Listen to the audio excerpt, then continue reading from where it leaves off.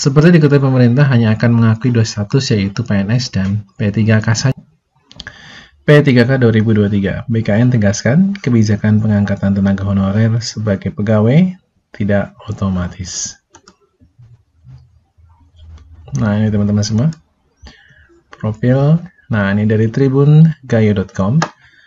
Pelaksana tugas Kepala Biro Humas, Hukum dan Kerjasama dan Badan Kepegawaian Negara atau BKN, Iswinarto Setiaji telah menegaskan ya kebijakan terkait pengangkatan pegawai negeri bagi tenaga honorer.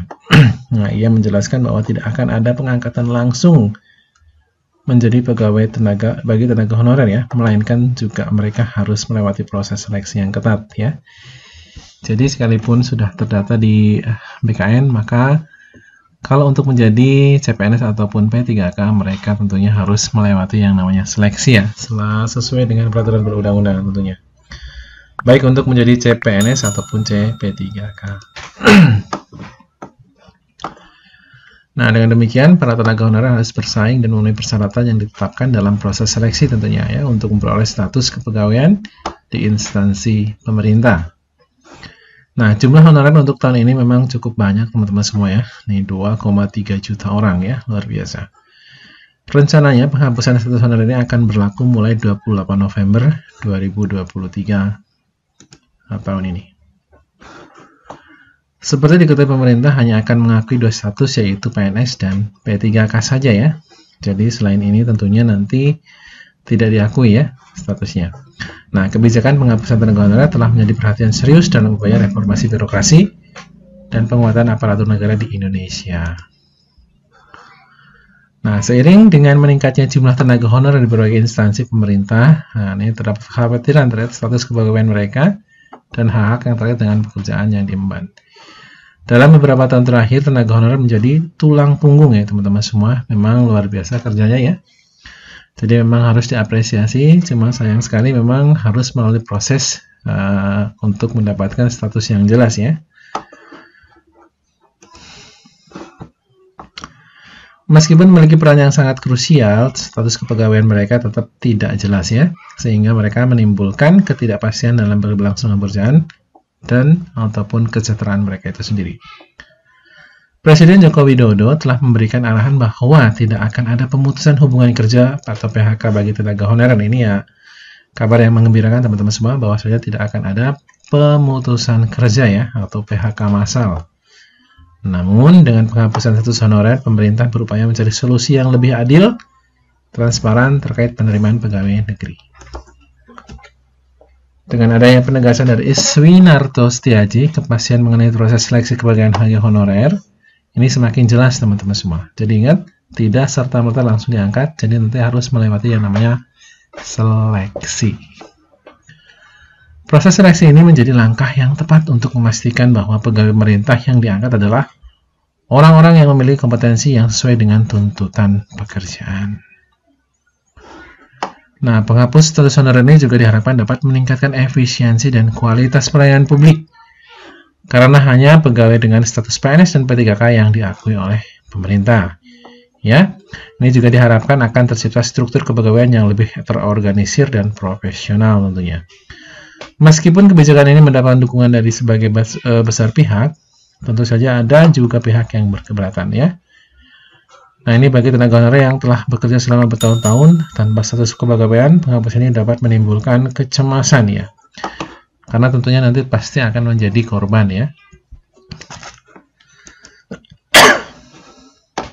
Nah, oleh karena itu penting bagi pemerintah untuk memberikan komunikasi yang transparan dan memastikan proses seleksi kepegawaian dilakukan secara adil dan objektif. Nah, ini memang betul sekali teman-teman semua ya.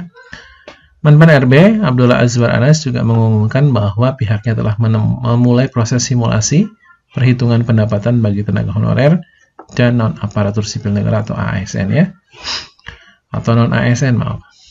Langkah ini yang diambil sebagai tanggapan terhadap rencana penghapusan tenaga honorer oleh pemerintah.